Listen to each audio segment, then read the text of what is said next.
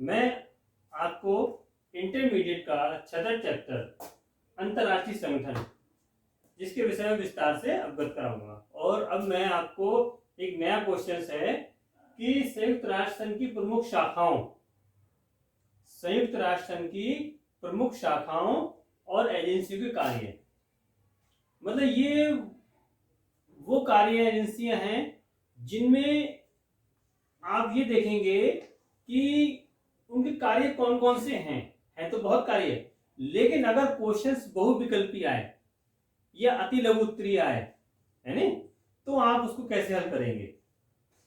क्योंकि एक साथ इतनी संस्थाओं के बारे में जानकारी देना बहुत कठिन होता है। तो मैंने एक छोटा सा चैप्टर बना के दिया है आपके लिए कि आप उसके अंदर जो उसकी संयुक्त राष्ट्र संघ की संस्थाएं हैं उसके विषय में आसानी से आप क्वेश्चंस को हल कर सकते हैं अति लघु बहुविकल्पी के रूप में। तो हम क्वेश्चंस पढ़ते हैं कि संयुक्त राष्ट्र संघ की प्रमुख शाखाओं और एजेंसियों के कार्य। तो सबसे पहले हम देखते हैं आर्थिक एवं सामाजिक परिषद। आर्थिक एवं सामाजिक परिषद के प्रमुख कार्य क्या हैं? तो उसका आएगा कि सदस्य देशों के आर्थिक एवं सामाजिक कल्याण की चिंता, यानी कि संयुक्त राष्ट्र संघ के जितने भी सदस्य देश हैं तो उनकी आर्थिक स्थिति के बारे में, उनकी सामाजिक परंपराओं के बारे में, उनके विषय में विस्तार से चर्चा करना और उनकी हर संभव मदद करना, ये प्रमुख कार्य है आर्थिक एवं सामाजिक परिषद का। दूसरा देखते हैं अंतर्राष्ट्रीय न्यायालय। जैसे कि न्यायालय आपने सब सुना है, तो उसी प्रकार से अंतर्राष्ट्रीय न्यायालय है। न्यायालय में हम जानते हैं कि जब भी कोई विवाद होता है तो अड़ोसी पड़ोसी जो लड़ाई झगड़ा करते हैं तो वो उनका केस न्यायालय में जाता है, लेकिन यहाँ पर अंतर्राष्ट्रीय शब्द लिखा हुआ है। तो अंतर्राष्ट्रीय न्यायालय का मतलब ये हुआ कि सदस्य देशों के मौजूदा विवादों को निपटाना, यानी कि संयुक्त राष्ट्र संघ के जितने भी सदस्य देश हैं, 193 सदस्य देश हैं, तो उनके बीच में यदि किसी रूप से कोई विवाद होता है, कोई झगड़ा होता है, कभी सीमाओं के विषय में, कभी पानी के विषय में, कभी युद्ध के विषय में, तो उनका निपटारा कौन करता है? तो उनका निपटारा करने के लिए अंतर्राष्ट्रीय न्यायालय बनाया गया है। ठीक है, जो अंतर्राष्ट्रीय न्यायालय सदस्य देशों की मौजूदा विवादों का निपटारा करता है। तीसरा है अंतर्राष्ट्रीय आणविक एवं आणविक ऊर्जा एजेंसी। अंतर्राष्ट्रीय आणविक ऊर्जा एजेंसी, इसका प्रमुख कार्य क्या है? तो इसका प्रमुख कार्य है परमाणु प्रौद्योगिकी का शांतिपूर्ण उपयोग और सुरक्षा। यानी कि जिस प्रकार से आपने देखा आणविक, जिस प्रकार से आपने सुना होगा कि जापान के अंदर परमाणु बम गिरा था तो कितनी विनाशलीला हुई थी, तो उसी प्रकार से इस संस्था का प्रमुख कार्य है कि हम जो भी परमाणु ऊर्जा होगी उसका उपयोग जो है अंतर्राष्ट्रीय शांति स्तर पर करेंगे और सुरक्षा के लिए करेंगे, ना कि किसी देश पर आक्रमण करने के लिए। अगला है सुरक्षा परिषद, चौथा। तो सुरक्षा परिषद का प्रमुख कार्य क्या है? तो सुरक्षा परिषद का प्रमुख कार्य जो है वो अंतर्राष्ट्रीय शांति और सुरक्षा का संरक्षण देना। जिस प्रकार से हम देखते हैं कि पूरे विश्व में शांति किस प्रकार हो सकती है, तो उसकी व्यवस्था करना किसका कार्य है? सुरक्षा परिषद का। वो ये देखता है कि कोई देश किसी देश पर आक्रमण तो नहीं कर रहा है, अगर आक्रमण कर रहा है तो उस देश को समझाना व्यक्तिगत रूप से भी और संयुक्त राष्ट्र के स्तर से भी, ताकि पूरे विश्व में शांति बनी रहे। अगला है संयुक्त राष्ट्र संघ शरणार्थी उच्चायोग।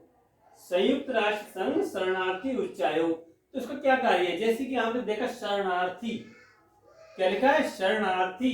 तो इसका मतलब ये आपातकाल में आश्रय, यानी कि अगर किसी देश में कोई घटना घटती है, किसी देश के लोग दूसरे देश में जाते हैं, तो ऐसी स्थिति में क्या होना चाहिए? तो जो शरणार्थी लोग होते हैं, शरणार्थी कौन होते हैं? शरणार्थी वो लोग होते हैं जिस प्रकार से हमने देखा है कि एक देश का दूसरे देश के लोगों के बीच में जाना, एक देश में अगर कोई घटना घटती है तो उस देश के लोग जो है मजबूरी में उस देश को छोड़ देते हैं, तो उस देश को छोड़ देते हैं और दूसरे देश में जाते हैं, तो वो लोग शरणार्थी कहलाते हैं। जिस प्रकार से अभी आपने देखा होगा अफगानिस्तान के लोग विदेशों में गए तो वो शरणार्थी के रूप में गए, तो वो आपातकाल की स्थिति में आश्रय उसकी व्यवस्था करना कि इन्हें कहाँ रखा जाएगा, कैसे रखा जाएगा, और चिकित्सीय सहायता उपलब्ध कराना, और उनको अगर कोई बीमारी है तो उसकी सुविधा करना, उसकी देखभाल करना। तो इस प्रकार से संयुक्त राष्ट्र नागरिक संघ का उच्चायोग का ही प्रमुख कार्य है। अगला आता है विश्व व्यापार संगठन। जैसे कि आपने देखा व्यापार, व्यापार का मतलब होता है कि जो हम आजकल नॉर्मल देखते हैं कि हम छोटे मोटे काम करते रहते हैं, तो वो व्यापार की श्रेणी में आता है। लेकिन यहाँ पर विश्व व्यापार संगठन लिखा हुआ है। क्या लिखा है? विश्व व्यापार संगठन, यानी कि सदस्य देशों के बीच मुक्त व्यापार और की राह आसान करना। यानी कि जितने भी सदस्य देश हैं संयुक्त राष्ट्र संघ के, तो उन देशों में व्यापार करने के लिए मुक्त व्यापार की व्यवस्था करना, ताकि ज्यादा टैक्स किसी पर ना पड़े, और उसकी जो भी सुविधाएं हो सकती हैं उन सुविधाओं को बनाना। अगला देखते हैं अंतरराष्ट्रीय मुद्रा कोष। मुद्रा यानी कि धन, बिना मुद्रा के कोई कार्य नहीं होता है, ये भी आप भी जानते हो, हम भी जानते हैं। तो वैश्विक वित्त व्यवस्था, यानी कि पूरे विश्व में पैसे की व्यवस्था किस प्रकार करी जाएगी, उसकी देखरेख किस प्रकार करी जाएगी, क्या क्या कार्य करने चाहिए, तो ये व्यवस्था अंतरराष्ट्रीय मुद्रा कोष करता है। अब अगला देखते हैं आम सभा।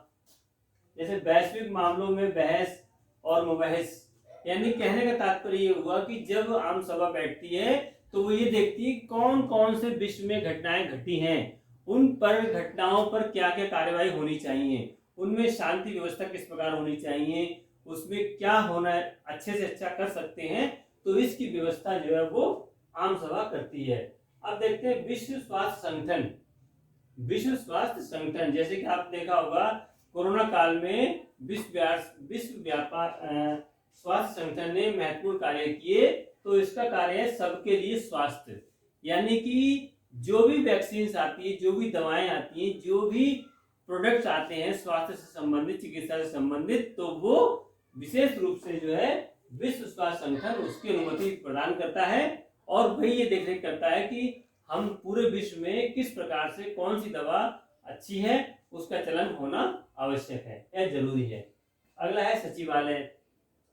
तो संयुक्त राष्ट्र संघ के मामलों का समायोजन और प्रशासन, जो सचिवालय है उसका प्रमुख कार्य है पूरे विश्व में जो भी संयुक्त राष्ट्र संघ के सामने मामले आते हैं उनका निस्तारण करना और उसका प्रशासन करना। मैं समझता हूं कि कम शब्दों में आप ये संयुक्त राष्ट्र संघ की प्रमुख शाखा और एजेंसी के कार्यों को समझ गए होंगे।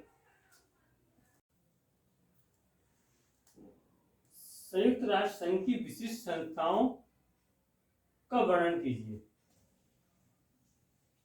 तो अभी हमने आपको बताया था कि संयुक्त राष्ट्र के प्रमुख कार्य है। अब हम देखते हैं कि संयुक्त राष्ट्र संघ की विशिष्ट संस्थाओं का वर्णन करना है हमें।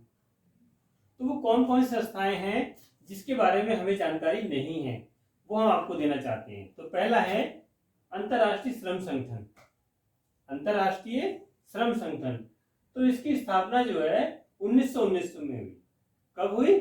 1919 में, जब प्रथम विश्व युद्ध के बाद में राष्ट्र संघ की स्थापना हुई थी।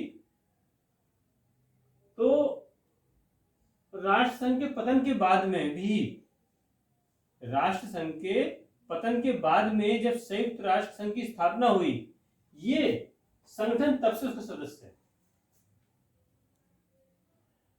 यानी कि अगर क्वेश्चन ये आए कि सबसे पुराना संगठन कौन है, कौन सा है, तो आप नाम लिखेंगे अंतरराष्ट्रीय श्रम संगठन, क्योंकि आपको ये जानकारी हमें दे दी है कि संयुक्त राष्ट्र संघ की स्थापना 1945 में हुई, और जबकि इस संगठन की स्थापना 1919 में हुई है। लेकिन राष्ट्र संघ के पतन के बाद में इसे संयुक्त राष्ट्र संघ का अंग बना दिया गया। अब देखते हैं इसका मुख्यालय कहाँ है। तो इसका मुख्यालय जो है वो जेनेवा में है। जेनेवा स्विट्जरलैंड के अंतर्गत आता है, और इसके सदस्य देशों की संख्या 185 है। तो मैं ये समझ सकता हूं कि आपने समझ लिया होगा कि अंतरराष्ट्रीय श्रम संगठन की स्थापना 1919 में हुई। वर्तमान में इसके सदस्य देश जो है 185 है। इसका कार्यालय कहां पर है?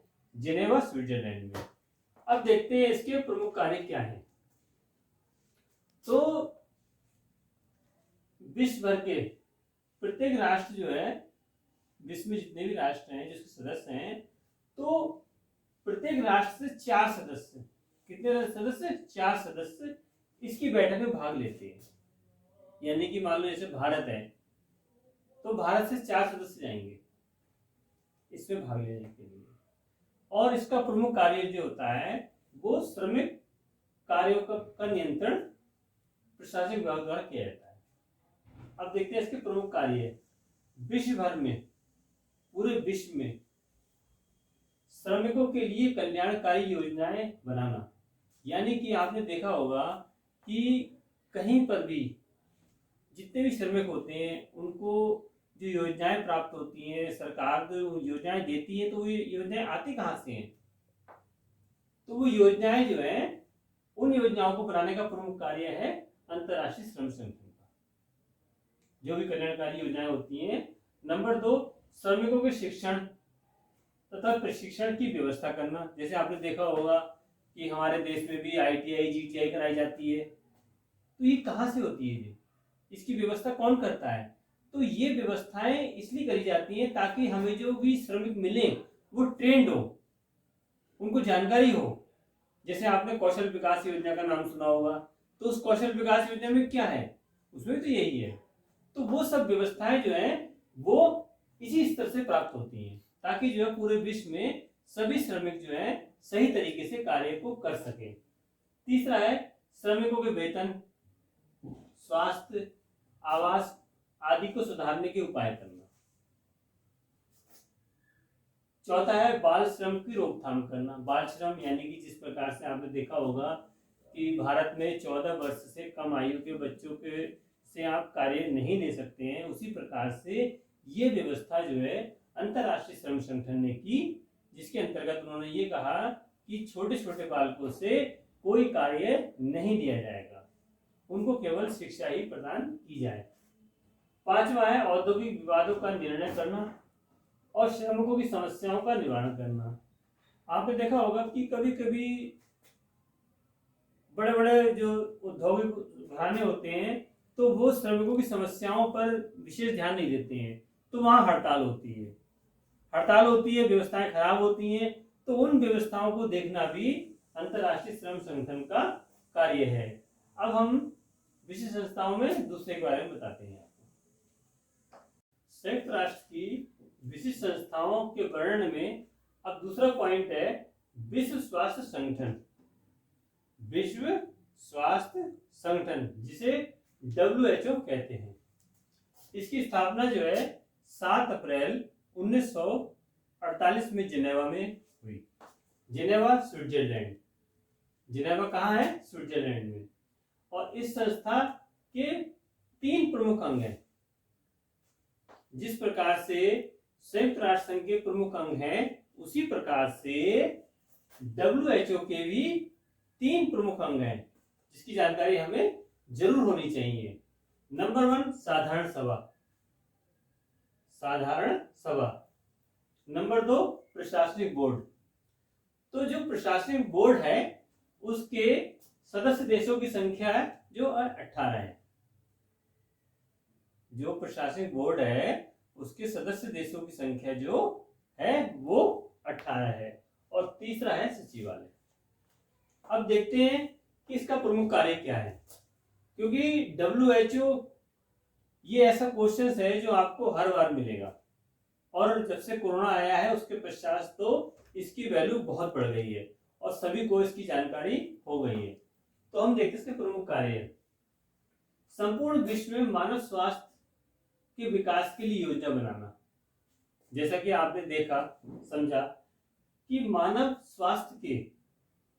के स्वास्थ्य के विकास के लिए, यानी कि हम लोग कैसे स्वस्थ रहेंगे, हमें कौन कौन सी दिक्कतें होंगी, ये आने वाले संकट को किस प्रकार से रोका जाएगा, तो ये कार्य किसका है? ये विश्व स्वास्थ्य संगठन का है। नंबर 2 संक्रमण तथा घातक बीमारियों की रोकथाम करना। पूरे विश्व में जो भी संक्रमण फैलता है, ये जो बीमारियां आती हैं, तो उसकी रोकथाम कौन करता है? तो उसकी रोकथाम करने की व्यवस्था जो है वो विश्व स्वास्थ्य संगठन की है। तीसरा, स्वास्थ्य के क्षेत्र में वैज्ञानिक अनुसंधान करना।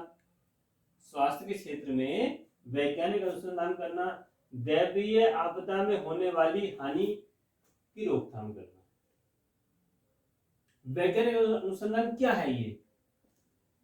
आपने देखा होगा कि नई नई तरीके की बीमारियां आती हैं, तो ये लोग सर्च करते हैं कि उन बीमारियों में कौन कौन से ऐसे कीटाणु हैं और उन कीटाणु को किस प्रकार से मारा जा सकता है।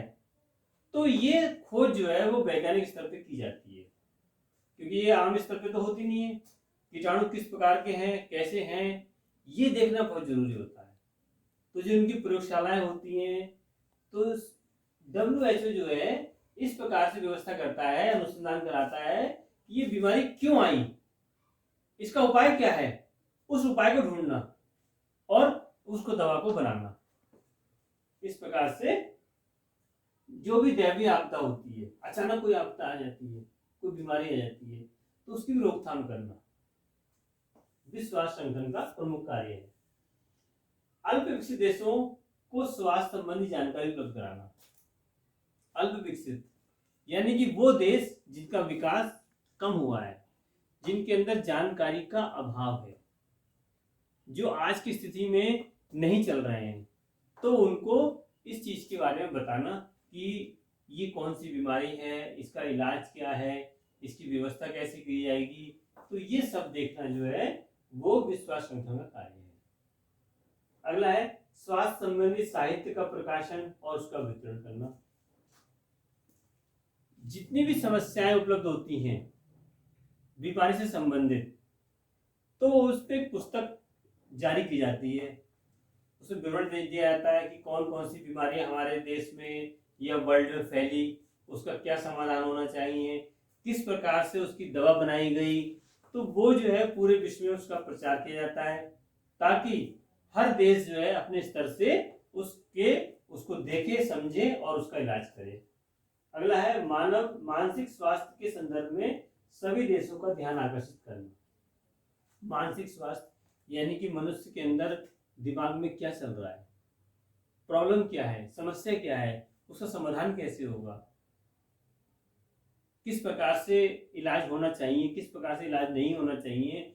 जब कोई बीमारी आती है तो व्यक्ति डर जाता है, जैसे कि आपने देखा होगा कोरोना, तो लोग कोरोना से कम मरे, दहशत से ज्यादा मरे। कोरोना एक आम बीमारी निकल के आई, लेकिन उसका डर इतना खौफ बैठ गया कि लोग समय से पहले चले गए। लोगों को बीमारी नहीं थी, लेकिन फिर भी उन्हें यह लगा कि हमें कोरोना हो गया।